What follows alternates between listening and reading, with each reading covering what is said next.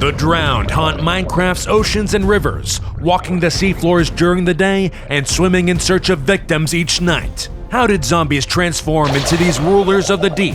Find out as we unearth the true story of Minecraft's first drowned. Each zombie has always had the capacity to become a drowned. They just had to be given the right conditions for that seed to grow.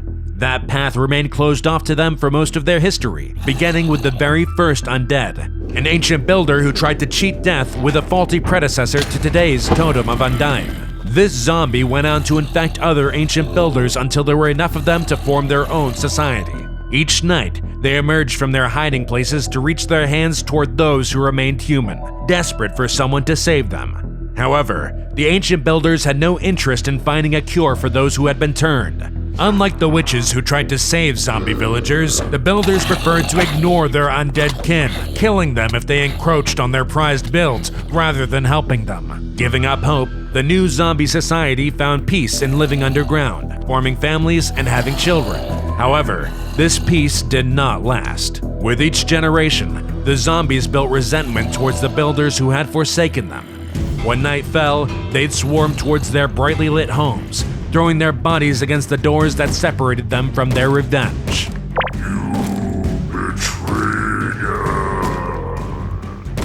Hunting builders became an instinct among the zombies, as deeply rooted as their fear of the sun. Today's zombies hunt players because of those same impulses, which eventually allowed them to rule the night. Though no builder would admit it, they were compelled to shelter from the hordes that emerged each night. The strength in their numbers too great for even the ancient builders to fight. However, when the sun rose again, the zombies were forced to withdraw into the shadows. They preferred seeking shelter in caves or under trees, but shallow ponds of water would suffice as well. If forced to, they would plunge themselves into deep oceans to avoid burning alive, though their inability to swim often caught up with them. That was exactly what happened to a zombie named Drew, who lost track of time stomping on turtle eggs at the beach. When his skin began to blister, he realized his mistake and jumped into the water, not realizing how deep it was. He sank to the bottom and glanced up at the surface that he had no way of reaching. What happens when an undead dies, he wondered. He began to panic, but was quickly distracted by a baby sea turtle swimming nearby. He chased after it, scurrying across the seafloor as quickly as he could, his desire to kill still ripe. His lungs burned, then began to fill with water, but his focus remained on his prey. As the salt permeated his skin, it lightened and took on a blue tint. The turtle led him up the sea shelf, towards shallower waters, which Drew was oblivious to until his head breached the surface. He choked on seawater, carefully keeping his feet in the water as his lungs filled with air again. Guilt overwhelmed him at the thought of being saved by a creature he had been trying to kill, and Drew made a decision no zombie ever had before. Fine, I will let you live. Leave before I change my mind.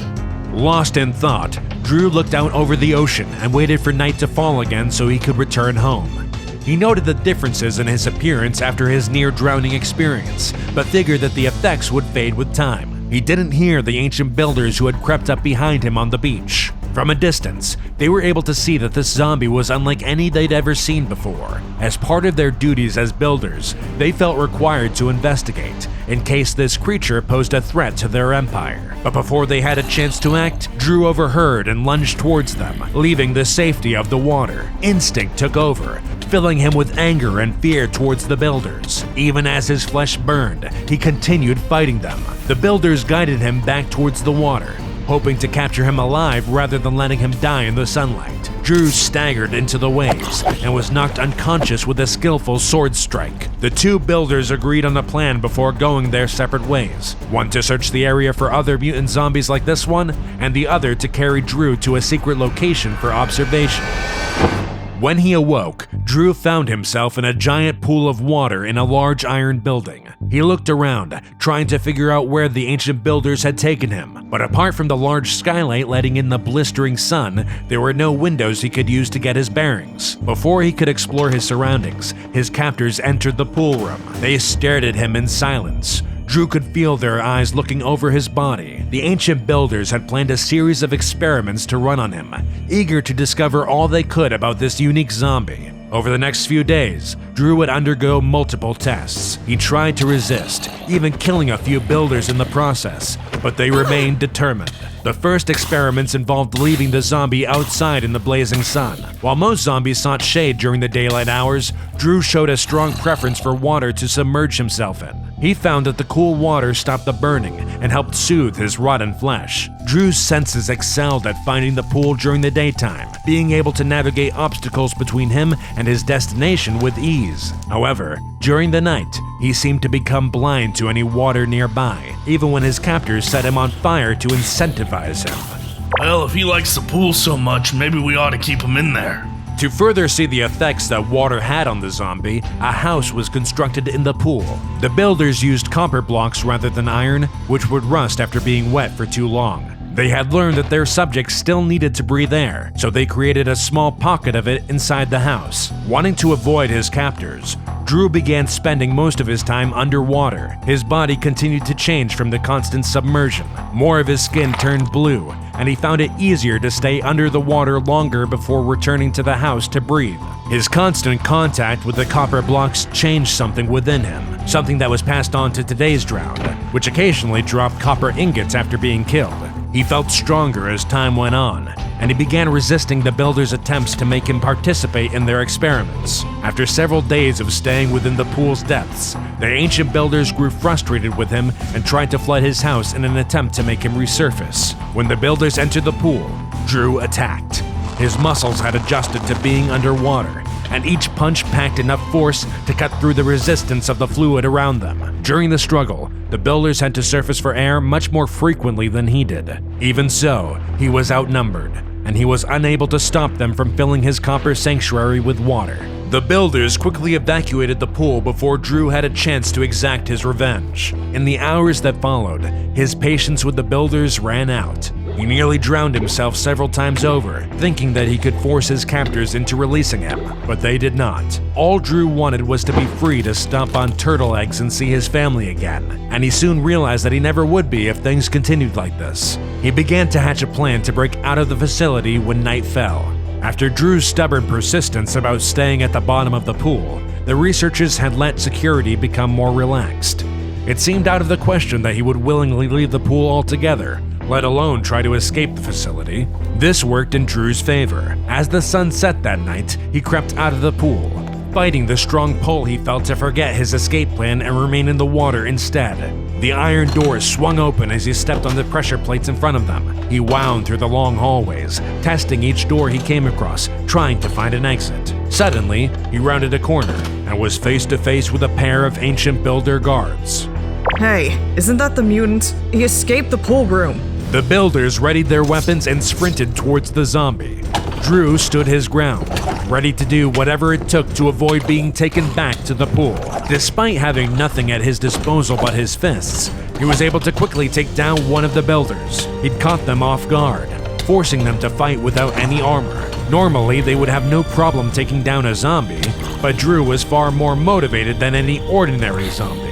After taking down the second guard, he picked up a fishing rod that she dropped and continued down the hallway. He reached the exit at the end, but when the doors swung open, Drew couldn't believe his eyes. The facility he'd been taken to was in the middle of a vast desert. Whether it was by chance or by design, it was the worst biome that he could have found himself in. No shade, no water, and no end to the dusty sands in sight. Wasting no time, Drew began his journey across the dunes. He was well aware of the risk he was taking. If he couldn't find refuge from the sun by morning, he'd be burned to a crisp. The moon traversed the sky overhead, and still, Drew hadn't spotted a single river, pond, or tree. He pushed his aching muscles harder, racing against the brightening of the horizon. As the first rays of sunlight broke over the desert, panic rose in his chest, and then he saw it, a river. Drew lurched forward at the sight of the water, fighting through the pain of his sinews catching fire. His rotting muscles weakened beneath the flames, straining to pull his body towards the river. He nearly burned to death by the time he fell beneath the surface. The water quickly healed his burnt skin, his wounds transforming to a deep blue hue. The last of the color leached out of his clothes, leaving them a drab brown color. Revitalized, Drew sensed something buried in the sand around him and began to dig. A nautilus shell floated to the surface, and as he picked it up, he realized that he no longer felt deprived of air underwater. He thanked the river for its gift and began to walk downstream, following the current to the ocean. Free to explore the depths of the ocean, Drew began walking the seafloor, searching for a weapon that would help him exact revenge on the ancient builders. After hours of walking the seafloor, he found an ancient monument and made his way inside. No zombie had ever seen such a structure before. The sparkling prismarine of the interior had been broken down, allowing him to walk through the strange halls. As he neared the center of the monument, he heard the mumbled gurgling of some ancient builders who were there to make repairs. Without hesitation, Drew ran towards the voices, fists at the ready. The builders were caught off guard, having never seen a zombie in a place like this before. Drew's strike sliced through the water with no resistance, easily killing the two builders. As they died, their prismarine shards and blocks floated up to the roof of the monument. Drew reached out and caught one. He felt drawn towards it and could sense that this material was a product of the ocean, much like himself. The blood of his fallen victims swirled through the water around him, and Drew felt himself begin to change again. His eyes lightened, giving him the ability to see through the water much clearer than before. A circlet of algae grew around his head, and his body absorbed so much water that he became buoyant. In his hand, the prismarine shard transformed into a three-pronged trident, the physical embodiment of his bloodlust. Drew kicked against the water around him and floated off the floor for the first time, then swam outside to test his new weapon. The finest of the water's gifts to him, it felt like an extension of his arm. Effortlessly, he was able to kill fish up to 80 blocks away. Launching it above the water's surface, he struck a villager standing on a dock. To his surprise, rather than simply dying, the villager transformed into a zombie villager. Even better. Satisfied with his weapon's capabilities, he swam off to return to the research facility. As Drew swam upstream towards his intended victims, night fell, and zombies began to emerge from their hiding places. Through the pitch black of the night, they felt a pull towards this strange cousin of theirs who was able to swim through the water without his feet touching the bottom. Those who were close enough to glimpse his trident began to follow him, full of admiration.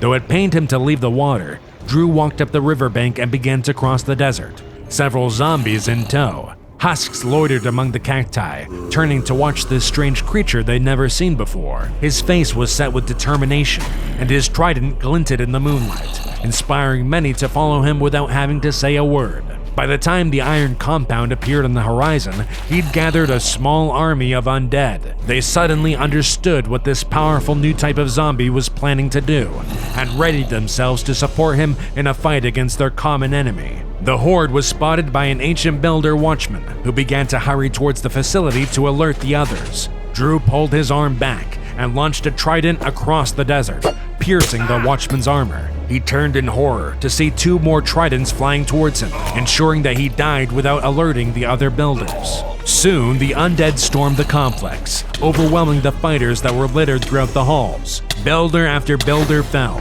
but Drew was still unsatisfied. He pushed forward through the battle towards the rooms where he'd been imprisoned and experimented on. Zombies and husks began to fall as the ancient builders organized their defense and counterattacks in a way the undead were incapable of. Tridents littered the halls, but it wasn't enough to turn the tides, until Drew decided to play to his strengths. Brothers, give yourself to the water and receive the same gifts that I've been given. The first drowned descended into the depths of the pool, focusing his mind and energy on the transformation that he'd undergone. As zombies and husks dropped into the water and began drowning, their bodies shook. The transformation claimed the zombies first, killing and reviving them as drowned. Drew focused his energy on his undead brothers while hurling tridents at the builders who threatened to interrupt their transformations. To the dismay of their fellow soldiers, several builders were transformed into zombies after being stabbed by the trident. Those who broke through his line of defense were swarmed with drown as soon as they entered the pool's depths. Using the water to their advantage, Drew and his new army of drowned soon killed every remaining builder in the facility. But his thirst for revenge still wasn't satisfied. He created an underwater society. Using the recently transformed ancient builders, he ordered the construction of small ocean traps, using loot-filled chests and magna blocks to lure more builders to their depths. No matter how many fell, Drew was still unable to find peace. Rumor has it that Drew still wanders the ocean, trident at the ready, waiting for his next victim.